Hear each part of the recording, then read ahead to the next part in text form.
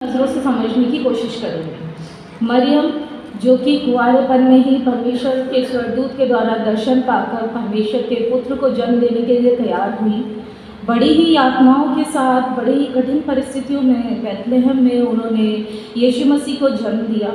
और यीशु मसीह मरियम माता के पहले पुत्र थे, पहले बेटे थे। उसके बाद उनके और भी बच्चे हुए। करीबन 30 साल तक यीशु अपनी माता के साथ रहे और 33 साल की उम्र में आज समय है कि वो अपने पुत्र को क्रूस पर चढ़े हुए देख रही है। प्रभु की ऐसी दशा देखकर किसी भी माता का हृदय जो है वो कांप उठेगा, घबरा जाएगा और उससे भी शायद ये सब बर्दाश्त नहीं होगा। और आप सोचिए, मरियम जो अपनी माता अपने पुत्र को इस दुख में देख रही है, जो उसके हाथों पैरों में कीलें लगी हुई हैं, उसके सर पे कांटों का ताज है और वो क्रूस पर चढ़ा हुआ दुख को झेल रहा है। मरियम बहुत ही ज़्यादा दुखी है, परेशान है। अगर कोई ऐसा व्यक्ति है जो सच में पापी है, जो जिसने कुछ गलत काम किया है, तो एक बार हम अपने हृदय को समझा सकते हैं कि हाँ, इसकी गलती की सज़ा इसको मिल रही है। लेकिन हम यहाँ देखते हैं प्रभु यीशु मसीह जो किसी भी पाप में नहीं है, वो पाप रहित है, आज क्रूस पे वो दर्द झेल रहा है जो जिसके योग्य वो नहीं था, लेकिन उसने उसे अपने ऊपर ले लिया सिर्फ हमारी वजह से। मरियम का ये दुख देखकर शमौन की भविष्यवाणी पूर्ण होती है, जो हमें मिलती है लूका रचित सुसमाचार उसके 2 अध्याय और 35 वचन में, वरन तेरा प्राण भी तलवार से बार बार छिद जाएगा। परमेश्वर का ये वचन पूर्ण होता है जो मरियम के दुख को दर्शा रहा है। इस वचन के द्वारा आज हम कई सारी चीज़ें सीखेंगे। कुछ 5 पॉइंट्स हैं जो मैंने अपने यहाँ पे तैयार किए हैं। आई होप आप लोगों को समझा पाऊँ। पहला जो वचन, जो पहली सीख है, वो हम यहाँ सीखने जा रहे हैं। सबसे पहला सवाल इस वचन को पढ़ते ही हमारे हृदय में आता है कि यूहन्ना ही क्यों? परमेश्वर ने और किसी को ये जिम्मेदारी क्यों नहीं दी? सिर्फ यूहन्ना ही क्यों था जिसको चुना गया और उसने उसी को बोला कि मेरी माता का ख्याल रखने के लिए? तो हम देखते हैं कि उस वक्त, जिस वक्त ये दंड यीशु झेल रहे थे, ये परिस्थिति में प्रभु यीशु मसीह थे, उस वक्त उनके आसपास जितने उनके रिश्तेदार थे या जो उनके चेले थे, उनमें से कोई भी नहीं था। ज़्यादातर लोग उनको छोड़ के जा चुके थे। सिर्फ कुछ ही स्त्रियां और यूहन्ना, जो उनसे बहुत अधिक प्रेम करता था, उस वक्त प्रभु यीशु के साथ वहाँ मौजूद थे। इसीलिए उसकी अवेलेबिलिटी को देखकर कि वो वहाँ मौजूद है, वो प्रभु के लिए तैयार था, वो प्रभु की सेवा के लिए तैयार था, इसीलिए प्रभु ने ये बड़ी जिम्मेदारी यूहन्ना को दी। आज हमें देखना है कि हम यूहन्ना की तरह कितने तैयार हैं। क्या हम प्रभु के वचन के लिए, क्या हम प्रभु की सेवा के लिए, क्या हम प्रभु की आज्ञाओं के लिए रेडी हैं? अपने आप को इस योग्य बनाना है कि हम ऐसी ही कोई बड़ी जिम्मेदारी जो प्रभु हमें देना चाहता है, हम उसे एक्सेप्ट कर सकें। तो परमेश्वर हमें यहाँ बता रहा है कि हमें उस जिम्मेदारी को लेने के लिए तैयार होना है, जैसे यूहन्ना तैयार था और यूहन्ना को भी जिम्मेदारी दी गई। यशायाह की पुस्तक में भी हम देखते हैं, यशायाह 6 उसके 8 वचन में ऐसा लिखा है, तब मैंने प्रभु का यह वचन सुना, मैं किसको भेजूं और हमारी ओर से कौन जाएगा? तब मैंने कहा, मैं यहाँ हूँ, मुझे भेज। मतलब यूहन्ना भी तैयार है, यशायाह भी तैयार है। यशायाह भी चाहता है कि प्रभु उसको चुने और उसको भेजे। तो अपनी अवेलेबिलिटी प्रभु के लिए बढ़ानी है। आज के समय में जब हम बहुत बिजी हैं, आज के समय में जब हमारे पास बिल्कुल वक्त नहीं है, हमें प्रभु के लिए अपना समय निकालना है ताकि प्रभु अपनी खास जिम्मेदारियाँ, अपनी खास आशीषें, अपनी खास बरकतें हमें दे सकें। इसी प्रकार हम देखते हैं शमूएल भी कहता है कि हाँ प्रभु बोल, क्योंकि तेरा दास सुनता है। तो यहाँ पे तैयार रहिए, अपने कानों को, अपनी आत्माओं को खोलिए, अपने दिलों को खोलना है ताकि प्रभु की वाणी हमें सुनाई दे सके और हम उसके लिए तैयार हो सकें। आगे बढ़ते हैं और दूसरा एक पॉइंट और जो मैंने तैयार किया वो आपके सामने रखना चाहूँगी। वो है प्रभु ने, यीशु ने अपने पुत्र होने का फर्ज जो है वो इस वचन के द्वारा पूर्ण किया।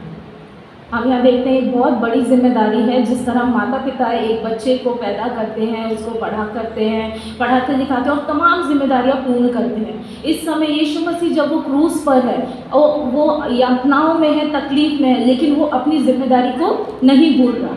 उसे याद है कि मेरी माँ भी है, मुझे उसका भी ख्याल रखना है, मुझे उसकी भी जिम्मेदारी को पूर्ण करना है। एक उद्धारकर्ता के तौर पे वो हमारे लिए क्रूस पर चढ़ाया गया। वो अपनी वो जिम्मेदारी पूरा कर रहा है, लेकिन सांसारिक रूप से जो एक माँ की जिम्मेदारी उसके जीवन में है उसे उस वक्त भी वो नहीं भूलता और वो उस जिम्मेदारी को बड़े ही धीरज के साथ पूरा करता है और अपनी माता को अपने एक प्रिय चेले को सौंप देता है। आज के समय में देखते हैं बहुत बिजी हैं हमारे माता पिता के लिए, हमारे पास समय नहीं है, लेकिन प्रभु उस कठिनाई के समय में भी अपनी माता के लिए समय को निकाल रहा है। इस तरह से परमेश्वर ने, यीशु मसीह ने एक बेस्ट एग्जाम्पल हमारे सामने रखा है कि किस तरह बच्चों को अपने माता पिता का आदर करना है और उनके लिए अपनी सेवाओं को देना है। नेक्स्ट हम तीसरा एक और पॉइंट देखेंगे। इस वचन में हम ध्यान दें तो यहाँ क्या लिखा हुआ है, हे नारी।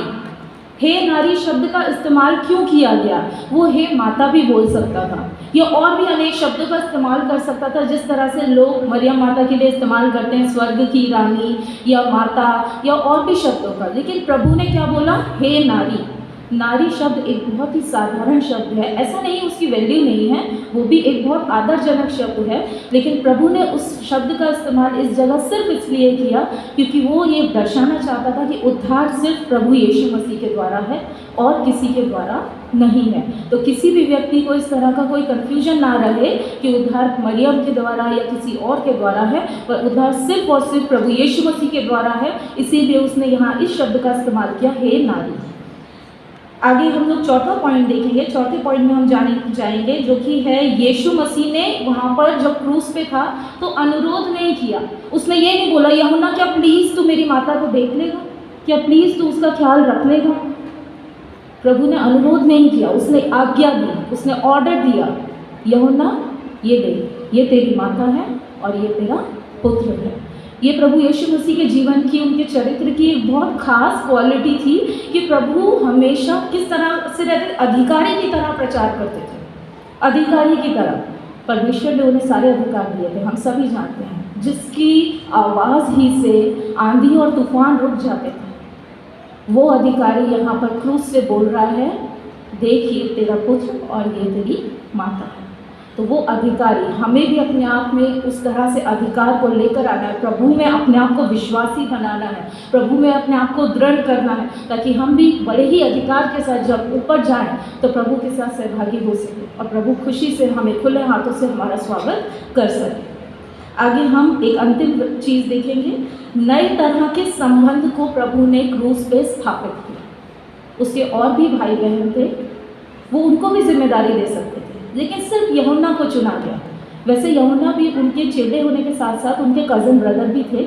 यूहन्ना की माँ और परमेश्वर यीशु मसीह की माँ, दोनों की माताएं बहनें थी, सगी बहनें थी, और यीशु मसीह और यूहन्ना दोनों कज़न ब्रदर थे। पर लेकिन यहाँ पर हम देखते हैं उसने कज़न्स को क्यों ऐसे, उसको ही, यूहन्ना को ही जिम्मेदारी इसलिए दी क्योंकि उसके बाकी भाई बहन जो थे वो उसके बात को, उसकी बातों को, उसके कहे अनुसार चीज़ों को वो सच नहीं मानते थे।